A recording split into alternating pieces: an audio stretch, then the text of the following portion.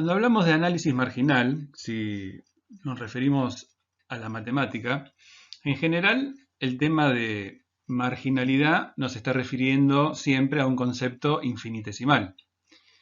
Ahora, si lo vemos desde el punto de vista de la economía, en realidad vamos a estar hablando de lo que es un intervalo mínimo de producción o un múltiplo razonable de esa unidad. Por ejemplo, un automóvil, una caja de botellas, un lote, una milla pasajero para el caso de las aerolíneas, o lo que podría ser una unidad productiva equivalente que podamos definir.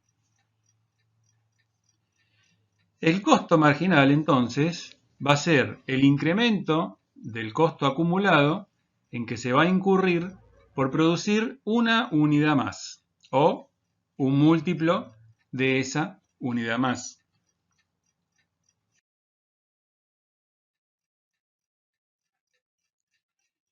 Vamos a ver el modelo lineal del punto de equilibrio. El punto de equilibrio, bueno, es ese punto donde no tenemos ni pérdidas ni ganancias. Desde el punto de vista lineal, o sea, visto a través de rectas, asociando todas las variables a formas lineales, vamos a tener, por ejemplo, en este caso, los costos fijos van a ser una línea perfectamente horizontal a lo largo de todo lo que podría ser un nivel de producción o de ventas. Luego vamos a tener los costos variables. Los costos variables son proporcionales al volumen de producción, por lo cual vamos a iniciar en cero. Si no producimos, si no vendemos, estamos en cero. Iremos acumulando costos variables de manera proporcional a medida que va aumentando el volumen de producción o de ventas, con lo cual obviamente también se irá incrementando el valor monetario del costo variable. Si sumamos el costo variable más el costo fijo, nos va a dar el costo total, que es esa otra línea que que resulta paralela al costo de ventas, pero aumentada en costos fijos, ¿no? En nivel de ordenadas sube hasta los costos fijos. Y podríamos también representar las ventas, que es esta última línea, que también nace en cero y va creciendo a medida que aumenta el nivel de ventas.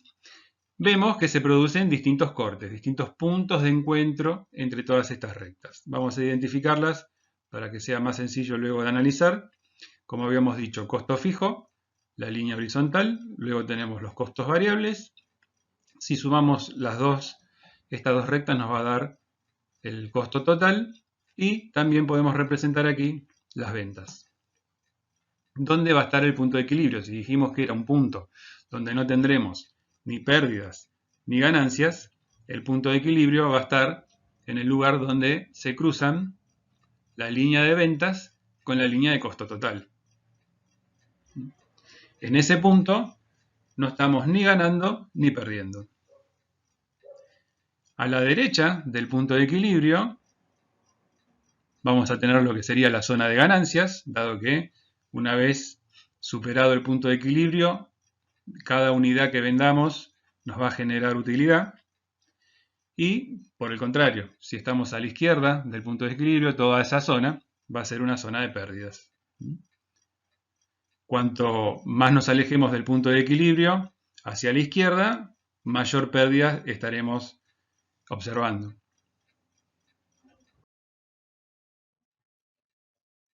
Entonces, lo que podemos hacer es analizar esto desde un enfoque que llamamos del margen de contribución. El margen de contribución va a ser lo que nos queda luego de descontarle a las ventas los costos variables. A eso llamamos margen de contribución. Al margen de contribución, si le descontamos los costos fijos, finalmente nos va a dar lo que es la utilidad de operación. Tengamos en cuenta que en el punto de equilibrio, la utilidad de operación va a ser igual a cero. Por lo cual, haciendo un sencillo despeje y lógicamente, el margen de contribución en el punto de equilibrio es igual a los costos fijos. Si lo vemos desde un punto de vista gráfico, vamos a tener todo lo que es la zona roja más la zona verde serían los ingresos por venta, podríamos llamarlos. Y estos ingresos por venta los podemos dividir en dos, desde el punto de vista del enfoque del margen de contribución.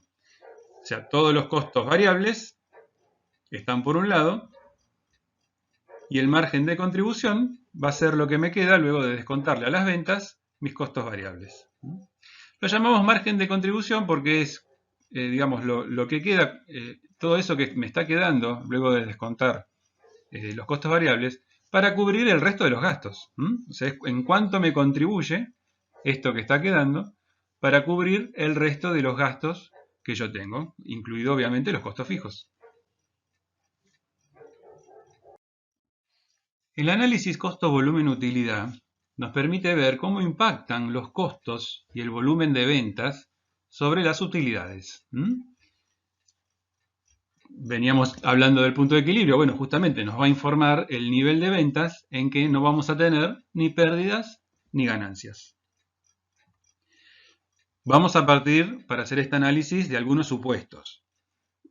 Por ejemplo, que solo el número de las unidades van a determinar los costos y los ingresos. Que no vamos a tener en consideración costos semifijos o semivariables, es como si no existieran costos semifijos o semivariables, y que los precios, los costos variables, los costos fijos, no varían. O sea, para el periodo que vamos a estar analizando, tenemos que considerar estos supuestos. ¿Qué importancia tiene este análisis costo, volumen, utilidad? Bueno, justamente calcular el punto de equilibrio. ¿Qué ventajas podemos obtener de realizar este análisis? Bueno, esencialmente encuentra el punto de equilibrio. Podemos evaluar, sabiendo el punto de equilibrio, entonces, propuestas de inversión, a ver si un negocio es viable o no es viable. Nos sirve como una base para planear los esfuerzos de marketing y desde ya que es una buena base para poder presupuestar, porque ya tenemos por lo menos un buen arranque, una buena base, al saber cuál es la cantidad mínima de unidades que deberíamos producir y vender para no perder ni ganar. ¿Qué desventajas tiene el análisis costo-volumen-utilidad? Bueno, partimos de un supuesto no realista en cuanto a que los precios y los costos en realidad no permanecen estables. Existen costos semifijos y semivariables, como ya venimos viendo durante varias unidades. Y que el número de unidades no es necesariamente el único origen de los costos y los ingresos. Sin embargo, es un análisis que se utiliza muchísimo y bueno, teniendo estas consideraciones y acotando el horizonte en el que uno está tomando decisiones, es un análisis muy importante. Entonces, bueno, punto de equilibrio. Lo vimos gráficamente. Es un punto donde tenemos 0 utilidades. Y es un punto en el cual nos vamos a enfocar en la empresa de manera integral. Es decir, los costos que vamos a considerar son los costos de la empresa. Incluimos los costos de producción, los costos de marketing y los costos de administración. Vamos a presentar las ecuaciones del punto de equilibrio. Tenemos distintas opciones para verlo. Empezamos viendo el punto de equilibrio desde el punto de vista monetario, es decir, cuál sería mi monto de venta en monedas necesario para llegar al punto de equilibrio. Esto lo calculamos como los costos fijos sobre 1 menos el costo variable unitario sobre el precio de venta unitario, del artículo del cual estamos queriendo calcular el punto de equilibrio en moneda. Otra forma también de calcular el punto de equilibrio en moneda es haciendo los costos fijos sobre el porcentaje de contribución marginal. ¿Qué es el porcentaje de contribución marginal? ¿Cómo lo obtenemos? Va a ser igual a la contribución marginal sobre el precio de venta unitario. Si pasamos ahora a los cálculos de punto de equilibrio en relación a las unidades, O sea, lo que quiero averiguar ahora es qué cantidad de unidades necesito vender para llegar al punto de equilibrio. Bueno, una forma de hacerlo es los costos fijos sobre el margen de contribución unitario. Otra forma, costos fijos sobre precio de venta menos costo variable. Esto, bueno, depende cómo lo quieran calcular, según los datos con los que cuenten al realizar el cálculo, van utilizando una forma u otra de las ecuaciones. Vamos a ver un cambio de qué efectos se producen cuando van cambiando las variables. Un fabricante de estuches cosméticos tiene costos fijos anuales de 30.000 pesos y vende el producto a 9 pesos por unidad. El costo variable del estuche es de 1 peso por cada unidad, con una utilidad de 8 pesos por unidad. Ya tengan en cuenta, revisen las ecuaciones, ¿qué me está dando con los 8 pesos? Me está dando la contribución marginal. Precio de venta, 9, menos costo variable unitario, 1, igual 8, margen de contribución. El punto de equilibrio se va a alcanzar cuando venda 3.750 unidades. Esto directamente acá ya le están dando el resultado. Verifíquenlo en la ecuación del punto de equilibrio con los datos que tiene el enunciado y van a ver que el punto de equilibrio en unidades va a ser igual a 3.750. ¿Qué es lo que quiero ver ahora? ¿Cómo afecta un cambio de los costos fijos en este análisis de punto de equilibrio? Me dice que los costos fijos que yo tengo son de 30.000 pesos, pero ¿qué pasa si estos costos fijos ahora me aumentan a 40.000 anuales? En vez de 30, se me van a 40. Fíjense que, bueno, debo recalcular el punto de equilibrio, considerando que ahora mis costos fijos son de 40.000, dividido 8, que es el margen de contribución, me va a dar 5.000 unidades.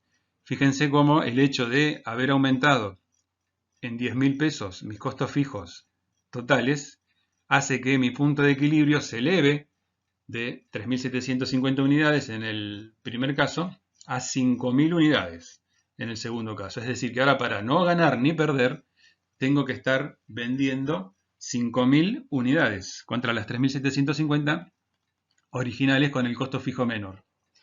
Y si hacemos esta comparación, vemos que el hecho de aumentar los costos fijos en un 33%, en este caso, si hacen la cuenta, 40.000 dividido 30.000 me está dando que mis costos fijos han aumentado en un 33,33, hace que la cantidad de unidades que yo tenga que vender para llegar a ese mismo punto de equilibrio también me aumente en el mismo sentido, un 33,33%.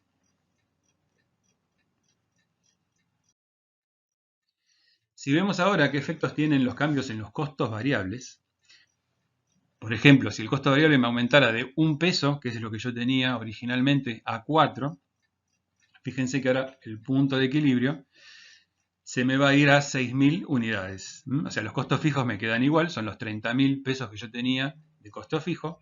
El margen de contribución ahora va a ser de 5, porque es mi precio de venta 9 menos mi costo variable actualizado 4, me da 5. O sea que tengo un punto de equilibrio en 6.000 unidades contra las 3.750 unidades que tenía originalmente. ¿Qué está sucediendo aquí? El punto de equilibrio está cambiando en la misma dirección que está cambiando mi costo variable. Aumenta y aumenta. Si lo que ahora analizamos es qué sensibilidad tiene el punto de equilibrio en cuanto al precio de venta, digamos que en este caso podría incrementar mi precio de venta de 9 a 11. Puedo venderlo 2 pesos más caro el estuche. Los costos fijos siguen igual en 30.000. El margen de contribución ahora me va a cambiar a 10 pesos, que sería 11 precio de venta menos 1 peso de costo variable, me da 10, 3.000 unidades. Fíjense cómo me bajó. Ahora me está bajando la cantidad que necesito vender de las 3.750 unidades originales a 3.000 y ni decir en los otros casos donde me aumentaban los costos variables o los costos fijos, ¿no? O sea que aquí en este caso también se verifica que en el caso del precio de venta, Si el precio de venta me aumenta, el punto de equilibrio corre en dirección opuesta, ¿no? O sea, me disminuye la cantidad que necesito para llegar al punto de equilibrio. Podemos aplicar también un enfoque desde el punto de vista de la utilidad de operación. Si aplicamos este enfoque, nos vamos a concentrar en el estado de resultados. Recuerden las ecuaciones del estado de resultados. En este caso, entonces, la utilidad de operación, ¿a qué va a ser igual? Despejando de la ecuación del estado de resultados, será ingresos por venta, menos costos variables, menos costos fijos. Entonces, si yo quisiera determinar la cantidad de unidades que necesito para alcanzar el punto de equilibrio, bueno, en la ecuación del estado de resultados simplemente lo que tengo que hacer es reemplazar la utilidad como 0 y luego despejar del resto de las ecuaciones. Volviendo entonces a nuestro ejemplo del fabricante de estuches cosméticos, si yo planteo la ecuación con utilidad igual a 0, puedo encontrar mi punto de equilibrio. Es decir, la utilidad va a ser igual a 0, después tengo los 9 pesos del precio de venta por la cantidad de unidades que quiero averiguar. Esto, digamos, me estaría dando el ingreso por venta, ¿no? 9 por la cantidad de unidades vendidas sería el ingreso por venta total. Menos un peso que es mi costo variable por la cantidad de unidades, que no sé cuántas son. Eso me estaría dando mi costo variable total. Menos los 30.000 pesos de costo fijo, me estaría dando la utilidad en el punto de equilibrio. Si despejamos unidades de esta ecuación, bueno, vamos a tener que será igual a 30.000 sobre 8, que es 9 menos 1, lo cual, como ya habíamos verificado anteriormente, es igual a 3.750 unidades. Si, por ejemplo, las ventas esperadas fueran de 7.000, fíjense que 7.000 estoy por encima de mi punto de equilibrio, por lo cual, conclusión, voy a tener utilidad. ¿Cuál va a ser la utilidad? Bueno, será igual a los 9 pesos que tengo como precio de venta por cada uno de los artículos por el total de artículos que voy a vender, que son 7.000. A eso le resto mi costo variable total, que es un peso por cada uno de los estuches por las 7.000 unidades que tengo vendidas. Le resto el costo fijo, despejamos y voy a tener entonces, en este caso, si vendo 7.000 unidades, una utilidad de 26.000 pesos.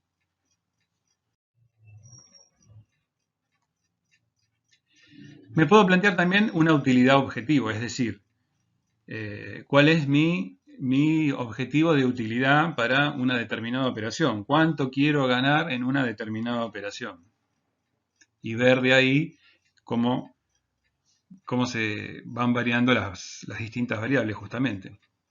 Es decir, cuántas unidades, cuáles serán mis costos variables. Bueno, la utilidad objetivo va a ser los ingresos totales menos los costos variables totales menos los costos fijos. Simplemente que ahora lo que hago es definir un monto de utilidad al que yo quiero llegar. Aclaramos un poco la utilidad objetivo, entonces va a ser precio por cantidad menos costo variable por cantidad menos costo fijo. Es decir, en realidad son las mismas ecuaciones del ejemplo anterior, simplemente que ahora lo que hago es definir un valor exacto para la utilidad que yo quiero obtener.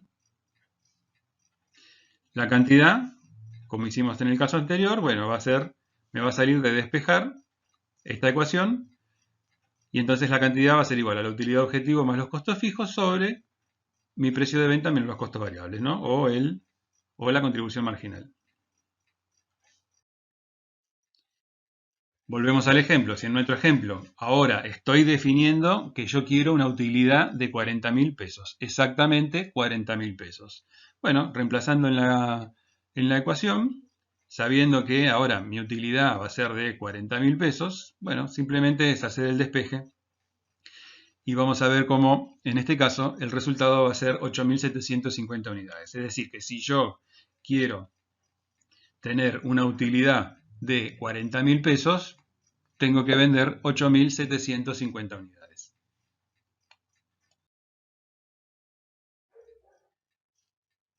Además del punto de equilibrio que vimos anteriormente, también podemos definir un punto de equilibrio financiero o llamado punto de cierre.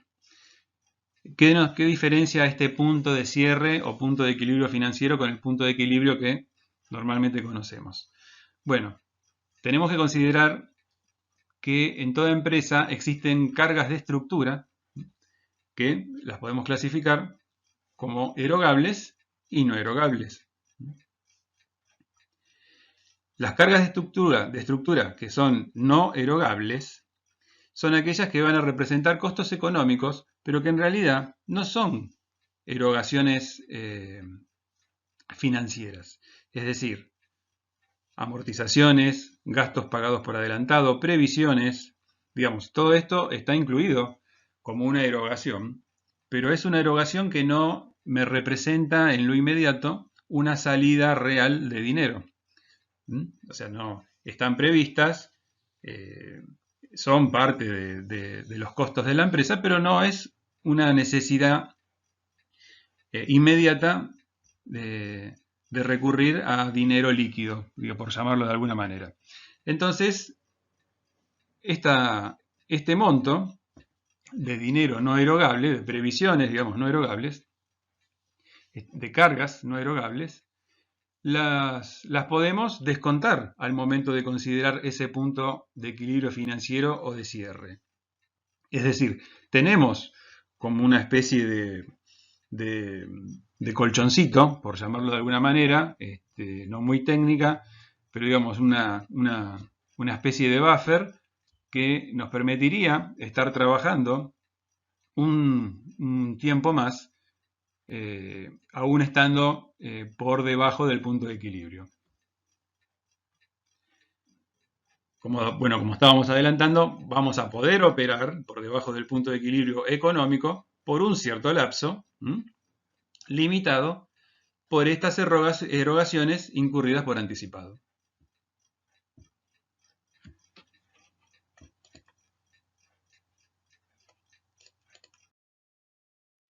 El punto de cierre, entonces, o ese punto de equilibrio financiero, va a estar ubicado por debajo del punto de equilibrio. Es decir, lo vamos a encontrar gráficamente a la izquierda siempre del punto de equilibrio y me va a estar marcando el volumen de ventas mínimo que tengo que alcanzar sin afrontar un déficit financiero. Dicho de otra manera, es donde la contribución marginal va a alcanzar exactamente a cubrir esas cargas de estructura erogables.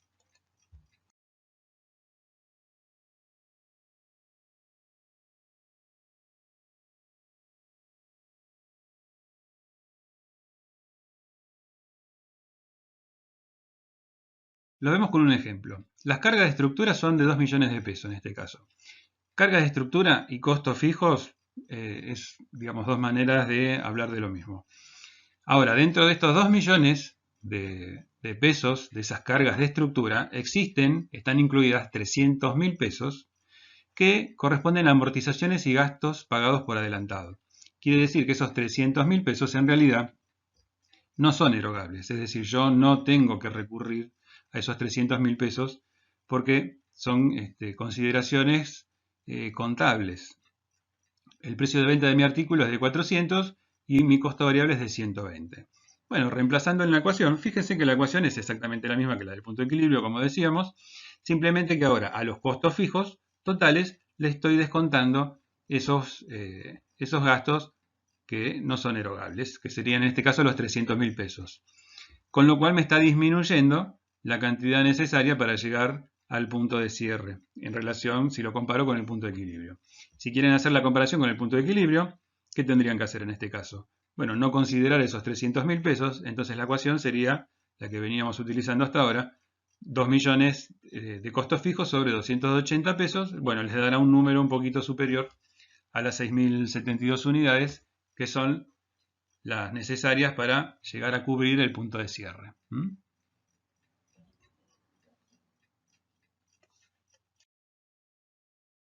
Vamos a verlo gráficamente, como hicimos al inicio de la unidad con el punto de equilibrio.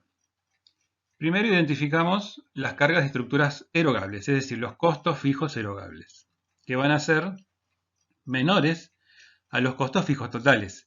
En el gráfico del inicio de la unidad, cuando vimos el punto de equilibrio, lo que estábamos representando eran simplemente los costos fijos totales. En este caso, estamos representando los costos fijos erogables o cargas de estructura erogables, y arriba vamos a tener las cargas de estructura totales. Luego, los costos variables no los vamos a representar porque si no eran demasiadas líneas y no se iba a entender, pero directamente pasamos a los que serían los costos totales. Vamos a tener dos tipos de costos totales. Los costos totales erogables, que serían los variables más las cargas de estructuras erogables, que los vamos a ver primero, y luego estarían los costos totales, que es el mismo caso que habíamos representado al inicio de la unidad, ¿no? Que serían los costos variables más las cargas de estructuras totales. Y finalmente, la línea recta que representa las ventas. Bueno, vemos acá que hay dos puntos de corte que yo estoy marcando. Que bueno, el que está más a la derecha es el punto de equilibrio, el que vimos desde el inicio de la unidad. Y el que se encuentra más a la izquierda, con la línea punteada amarilla, va a ser el punto de cierre o punto de equilibrio financiero. Es decir, aquí vamos a tener hacia la derecha el punto de equilibrio y hacia la izquierda el punto de cierre. Obviamente necesitaré menos unidades, podré funcionar aún vendiendo menos unidades hasta alcanzar el punto de cierre.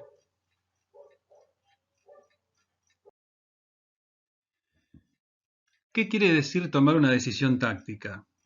¿Cuál es el objetivo de esta toma de decisiones tácticas? Bueno, es elegir entre alternativas teniendo una finalidad inmediata o limitada, digamos, a la vista, ¿no? Por ejemplo, aceptar una orden especial a menor precio, por ejemplo, un cliente que nos pide que le vendamos nuestro producto a un menor precio, con el fin de que, en el caso nuestro, pudiéramos utilizar una capacidad ociosa o incrementar las utilidades del año. Puede ser un objetivo de corto plazo.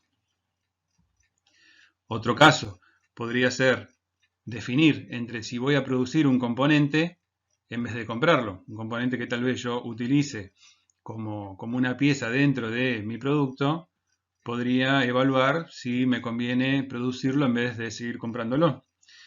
¿Qué objetivo tengo aquí inmediato? Bueno, reducir el costo de mi producto principal, ¿no? Que a largo plazo me puede ayudar a tener un liderazgo en costos.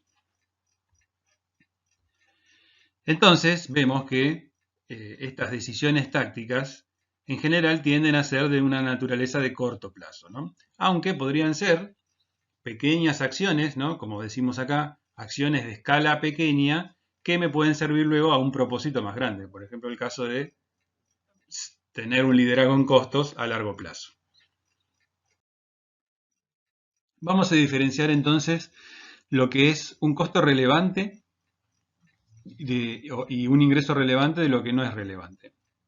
Bueno, un costo relevante es un costo que yo espero hacia futuro. Lo mismo, un ingreso relevante es un ingreso futuro esperado.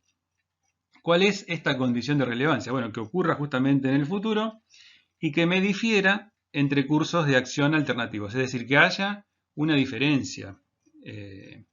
Para que sea algo relevante, quiere decir que analizando dos situaciones, esa situación particular me esté variando, ¿no? Si no varía, no tiene relevancia. Vamos a verlo mejor con un ejemplo. Una empresa está evaluando reorganizar sus costos de manufactura para reducir los costos de mano de obra de fabricación. Esta reorganización que va a hacer la empresa va a eliminar las operaciones manuales con materiales. O sea, actualmente la línea está empleando a 20 trabajadores, 15 operan máquinas y 5 están en manejo de materiales. Los 5 trabajadores de manejo de materiales están con contratos temporales, ¿no? Con una posibilidad de despido sin indemnización. Cada trabajador aporta 2.000 horas anuales de trabajo, ¿no? De mano de obra. El costo de reorganizar va a ser de 90.000 pesos al año. ¿En qué se va a ir ese costo de 90.000 pesos? En el arrendamiento de equipos, para reemplazar ese trabajo manual. La producción final que son de 25.000 unidades, no se va a ver afectada por el cambio. Tampoco el precio de venta del artículo, que es de 250 pesos, va a tener ninguna variación. Ni los costos de materiales directos, que son de 50, van a variar. Los gastos indirectos de fabricación de 750.000 pesos tampoco van a tener ningún cambio. Y los costos de marketing, que son de 2 millones de pesos, tampoco van a variar. Entonces aquí tenemos muchas cosas que no varían y algunas que varían.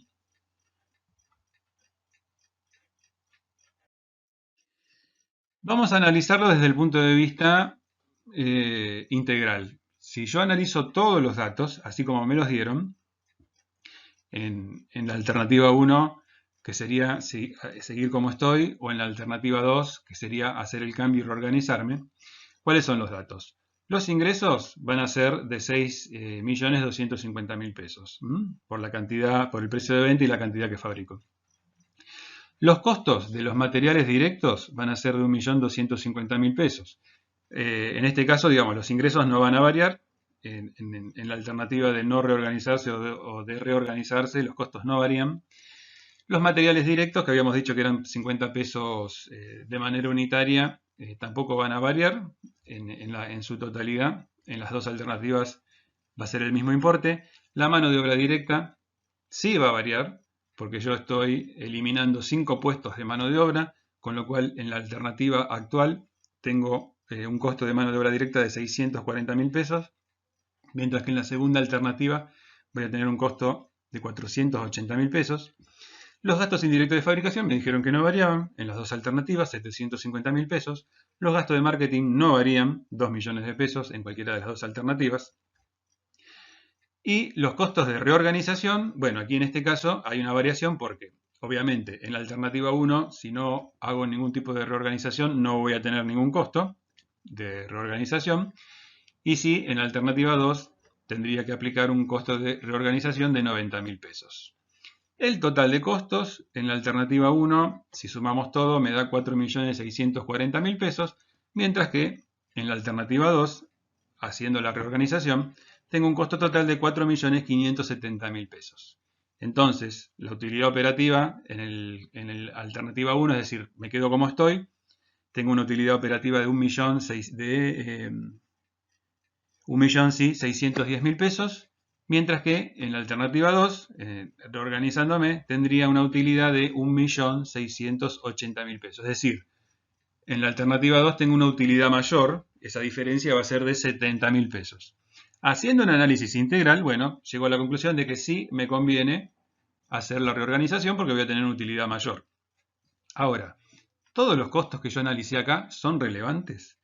¿O podría haber hecho un análisis más acotado, emplear menos tiempo si hubiera hecho el análisis solamente considerando los costos relevantes? Bueno, vamos a verlo, que es lo que tenemos a la derecha. ¿Qué hicimos acá? Todos los costos que no cambiaban no se consideraron. O sea, es lo que habíamos hablado antes. Si no cambian, si se mantienen igual entre las alternativas que estoy analizando, no son relevantes. Entonces podría obviarlos. Y solo voy a considerar los costos que cambian entre una alternativa y otra alternativa. Entonces, ¿cuáles eran los costos que iban a cambiar? Solamente me iban a cambiar los costos de mano de obra directa. Entonces sí, los estoy considerando en este segundo análisis. En la alternativa 1 eran de 640.000 pesos, en la alternativa 2 eran de 480.000, y el costo de reorganización, que era de 90.000 pesos para la alternativa 2. Es decir, si considero los costos totales, solo teniendo en cuenta los costos relevantes, voy a tener que en la alternativa 1 tengo 640.000 pesos, en la alternativa 2 570.000, con lo cual tengo una diferencia de 70.000 pesos entre las dos alternativas. Vean cómo simplemente analizando los costos relevantes con un análisis que me lleva mucho menos tiempo, llego a la misma conclusión. Comencemos a analizar los casos en los que se aplican las tomas de decisiones tácticas. Por ejemplo, una orden de una sola vez, con capacidad ociosa, ¿no? Y sin que esta decisión de hacer una venta de una sola vez tenga una repercusión de largo plazo, ni en mi proceso productivo ni en mi proceso de marketing. Veamos este ejemplo. Una empresa fabrica toallas para playa de manera automatizada. Cuenta con una capacidad de 45.000 toallas por mes, fabricando actualmente 30.000. ¿Qué quiere decir esto? Que tengo una capacidad ociosa de 15.000 toallas mensuales, que podría estar fabricando y no las estoy fabricando porque no las vendo. El precio de venta es de 20 pesos por unidad. Ahora resulta que una línea hotelera de lujo nos contacta a la empresa para adquirir 5.000 toallas que su proveedor habitual no está en condiciones de suministrar a un precio de 11 pesos por unidad. O sea, vienen y me dicen, mira, te compro 5.000 toallas y me las vendes a 11, cuando yo las estoy vendiendo a mis clientes habituales a 20. ¿Cuáles son las condiciones particulares que se presentan adicionalmente en esta decisión? Bueno, no se espera que la línea hotelera me repita la compra en el futuro. Los costos fijos están calculados sobre la capacidad de 45.000 toallas por mes. ¿Qué quiere decir esto? Si estoy con capacidad ociosa, yo estoy en pérdida en cuanto a los costos fijos.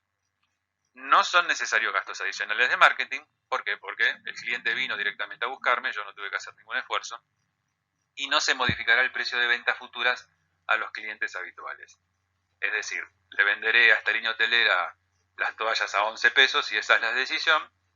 Y eso no quiere decir que yo después tenga que bajarle los precios a mis clientes habituales. Bueno, entonces, ¿acepto la orden especial? Bueno, antes de decidir, obviamente hay que analizar los datos.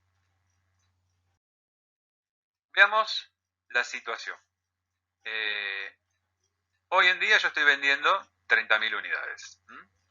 Esto implica a los 20 pesos, veamos que tenemos la columna de la izquierda con los totales y la columna de la derecha con los valores unitarios. Tengo ventas de 600.000, obviamente a 20 pesos cada una.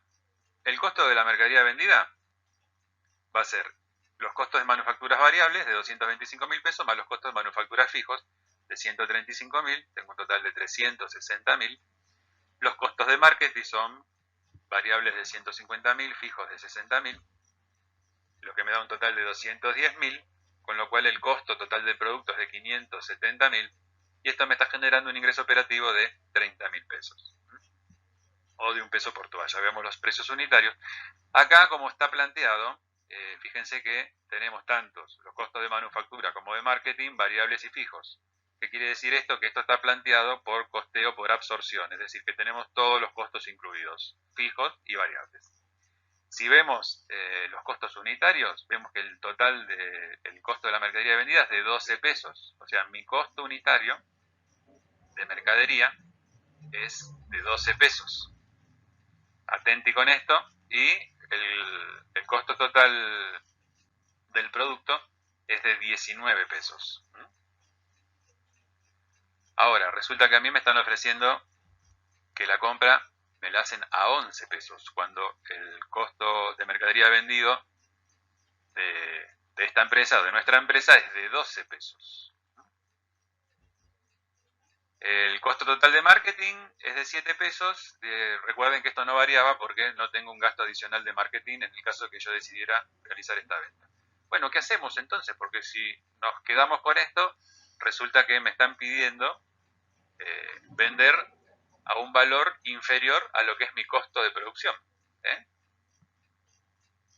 Bueno, debemos seguir analizando los datos. Analicemos entonces la situación.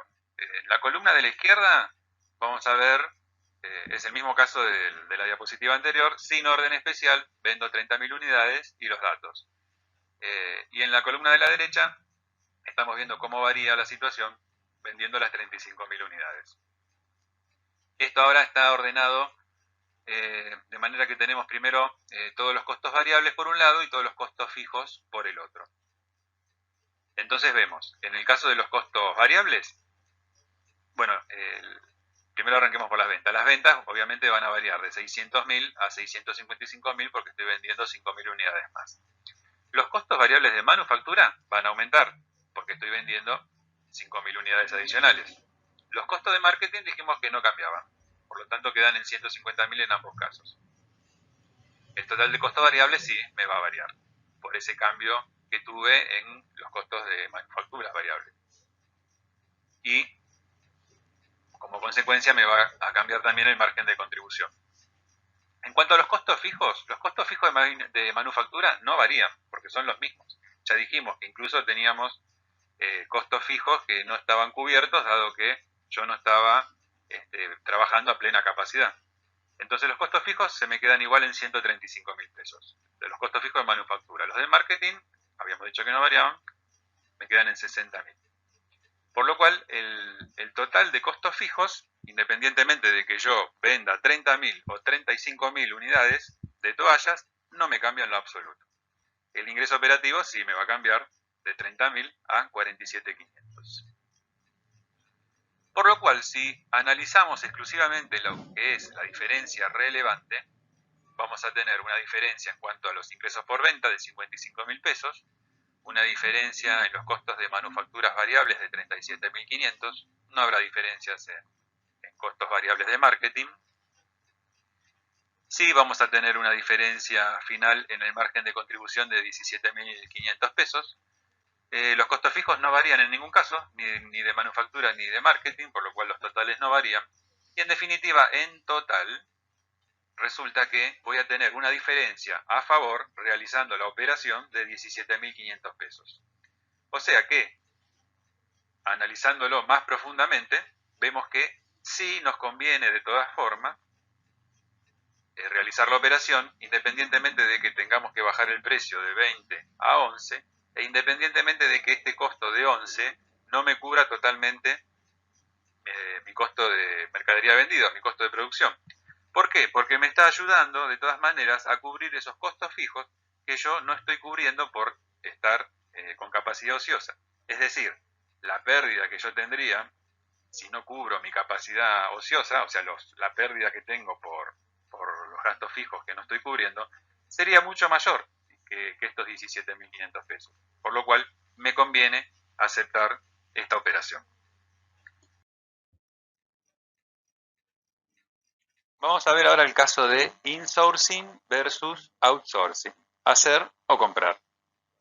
A través de este ejemplo, un fabricante local de electrodomésticos planea fabricar 250.000 unidades de un artículo de consumo masivo en 2.000 lotes de 125 unidades. El costo de materia prima directa es de 36 pesos por unidad, la mano de obra directa es de 10 pesos por unidad, los costos variables a nivel de lote son de 625 pesos por lote y varían por cantidad de lotes, no de unidades producidas. Los costos fijos a nivel de lote son de 750.000 en conceptos de salarios de manipuleo y preparación. Esto quiere decir que independientemente de que no fabrique ningún lote, haga 50 o haga 2.000, el costo fijo de 750.000 pesos los voy a tener. Este mismo artículo lo puede traer importado a un costo nacionalizado de 64 pesos por unidad. Entonces, bueno, si los factores financieros son la base de la decisión, tengo que fabricar o importar este artículo. ¿Qué me conviene más? Bueno, veamos acá, planteemos la información como la tenemos. Yo produzco 250.000 unidades en 2.000 lotes. ¿Qué costos tengo? Bueno, tengo materiales directos, 36 pesos por unidad por 250.000 unidades, me da 9 millones. Mano de obra directa, 10 pesos por 250.000 unidades, 2 millones y medio. Los costos indirectos de fabricación variables son de 6 pesos por unidad por 250.000 unidades, 1 millón y medio. Los costos indirectos de fabricación mixtos a nivel de lote son esos 750.000 que tenía fijos, más 625 pesos por lote, por los 2.000 lotes, 2 millones de pesos. Y luego tengo costos indirectos de fabricación fijos que están relacionados con alquiler, seguros y gestión de planta, ¿no? Por 3 millones de pesos. Quiere decir que a mí me cuesta la producción de esos 250.000 unidades 18 millones de pesos. Es decir, tengo un costo unitario de fabricación de 72 pesos por cada uno de los artículos. Caemos entonces en que a mí me cuesta fabricar los 72 e importarlo me cuesta 64. ¿Qué hacemos? ¿Lo traemos importado? Bueno, digamos, antes de tomar esta decisión, este tipo de decisiones, digamos, no son tan evidentes, ¿no? Es como sucedió en el caso anterior. Podría ser la decisión importar o no, pero digamos, tenemos que hacer un análisis un poco más fino de la situación y cómo se manejan las variables. ¿Qué elementos tengo que considerar entonces para poder evaluar perfectamente la decisión? Bueno, primero que la capacidad de planta de ese artículo va a quedar ociosa. sea, la planta fabrica ese artículo y otros muchos. Los 3 millones de costos indirectos de fabricación fijos se van a continuar incurriendo. Los 750.000 pesos, que son la parte fija de los costos indirectos de fabricación fijos, esos no se van a incurrir, dado que se trataba de personal que estaba dedicado exclusivamente a ese artículo, que eran salarios de manipuleo y preparación para ese artículo particular, que en este caso no los voy a seguir incurriendo porque veré si los pasaré a ese personal lo paso a otro lugar o terminará siendo licenciado, ¿no? Veamos, total de costos relevantes de hacer y de comprar y costos relevantes unitarios de hacer y comprar.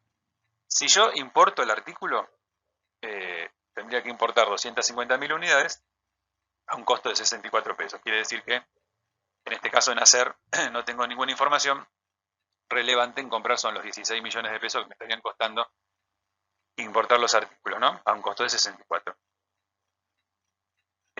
Materiales directos. Si voy a fabricar, tendré 9 millones de pesos. Si voy a importar, no intervienen los materiales directos. La mano de obra directa, 2 millones y medio. Si voy a fabricar, no intervendrían si estaría importando. Los costos indirectos de fabricación variables serían de 1,5 millones en el caso de fabricar, no estarían incluidos en el caso de importar. Los costos indirectos de fabricación mixtos a nivel de lote serían 2 millones de pesos en el caso de fabricar y no están interviniendo en el caso de importar el artículo, ya que dijimos, o sea, en realidad podrían haber intervenido los 750.000 pesos de costos fijos en cuanto a lo que es nivel de lote, no los variables porque no estaría fabricando. Pero dijimos que esos 750.000 pesos no los incluimos porque estaría yo licenciando al personal que me estaba costando los 750.000 pesos de manipuleo y preparación. Y hasta aquí tenemos entonces el total de costos relevantes. Por lo cual tenemos, en el caso de hacer, un total de costos de 15 millones de pesos contra 16 millones de comprar. Es decir, que me estaría costando 1 millón de pesos adicionales importar el artículo, o 4 pesos por unidad, en vez de fabricarlo. Quiere decir que en realidad debería seguir fabricando el artículo. ¿Qué es lo que está sucediendo acá? Bueno, no estamos incluyendo en la comparación los 3 millones de costos indirectos de fabricación fijos, que están referidos a alquiler, seguros y gestión de planta, porque no varían. O sea, independientemente de que fabrique o de que importe, esos 3 millones de pesos se van a seguir incurriendo. De hecho, digamos, podríamos haberlos incluido en ambas columnas, con lo cual me hubieran aumentado en 3 millones de pesos los totales y en su proporción los costos unitarios, pero en definitiva me hubieran dado valores más altos, pero las diferencias serían exactamente las mismas. Por lo cual, ojo con estas situaciones donde uno tiene que analizar con más detalle cuáles son los factores relevantes que están influenciando la decisión. Analicemos ahora los casos de ingresos y costos relevantes de eliminar o añadir un cliente. En primer término, veamos la opción de eliminar un cliente. Entonces resulta que se analizó la cuenta de un cliente y se observa que este deja una pérdida de 32.000 pesos. Se considera que esto sucede porque el cliente coloca muchas órdenes pequeñas de baja rentabilidad que requieren mucho trabajo de procesamiento y de marketing. Bueno, dentro de las opciones que tiene la gerencia, obviamente, se puede evaluar, además de eliminarlo, tratar de ser más eficiente con el soporte a este cliente o eliminarle algún servicio que se le esté dando a este cliente, pedirle que coloque órdenes más grandes y menos frecuentes, o bueno, directamente otra de las opciones es eliminarlo. En este caso vamos a analizar la opción de eliminarlo. ¿Qué consecuencias tendría eliminar la cuenta de este cliente? Bueno, va a producir ahorros en costos de mano de obra, de manejo de materiales, de marketing, órdenes de venta y procesamiento. Va a dejar ocioso espacio de almacén y equipo de manejo de materiales. Y no tendrá efecto sobre los costos fijos. Los costos fijos van a seguir iguales. Analicemos los datos en cuanto a lo que serían las diferencias relevantes, ¿no? En cuanto a los ingresos, el hecho de eliminar al cliente me va a eliminar también ingresos por 400.000 pesos, ¿no? Que son lo que este cliente me producía en ventas. O sea, por ese lado estoy perdiendo 400.000 pesos. El costo de la mercadería vendida a este cliente es de 330.000 pesos. La mano de obra de manejo de materiales es de 33.000 pesos. Estos serían, ahora en este caso estamos evaluando los ahorros que tendría al eliminar la cuenta del cliente. La depreciación de equipos no es relevante, no voy a tener diferencia teniendo o no teniendo a este cliente. El alquiler de la planta, del espacio para la mercadería no es relevante, porque no me cambia independientemente de que lo tenga o no. Los costos de marketing sí, son 10.000 pesos que me los voy a ahorrar, porque esos 10.000 pesos están aplicados a la cuenta de este cliente particular. El procesamiento de órdenes también me los voy a ahorrar, son 12.000 pesos aplicados a la cuenta particular de este cliente. Los gastos de administración no me van a variar, por lo cual no son relevantes. Y esto implica que eliminar al cliente me estaría generando un ahorro de 385.000 pesos. Ahora, el efecto total de utilidad-pérdida es de 15.000 pesos de pérdida. Es decir, los costos, lo que yo estoy ahorrando por eliminar al cliente no me llega a cubrir lo que estoy perdiendo por ingresos. Por lo cual, en este caso, la decisión es mantengo al cliente.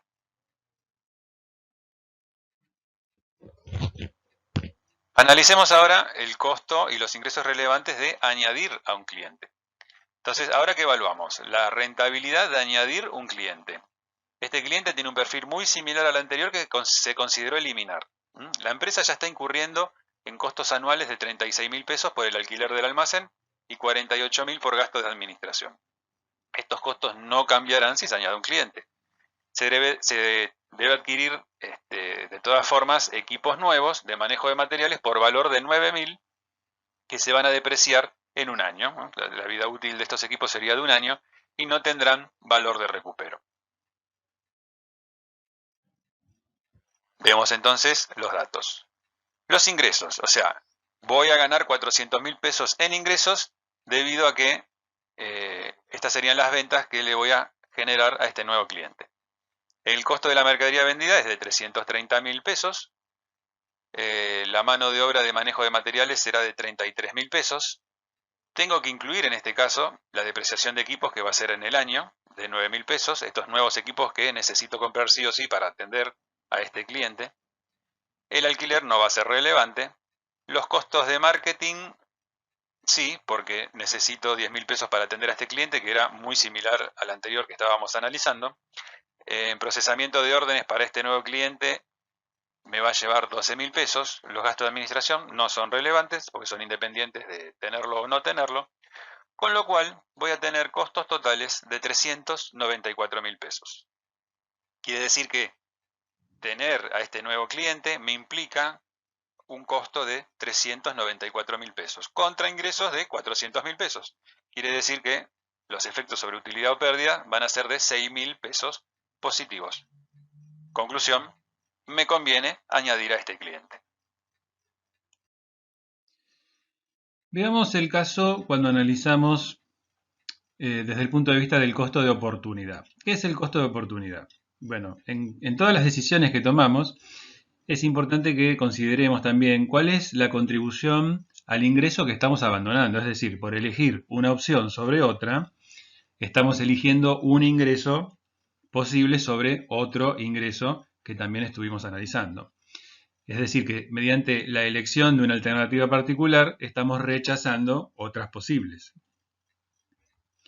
Entonces, el costo de oportunidad va a ser esa contribución a la utilidad operativa que se pierde o que se rechaza, es decir, lo que estamos dejando de lado es el costo de oportunidad, al no usar un recurso limitado en su siguiente mejor uso alternativo.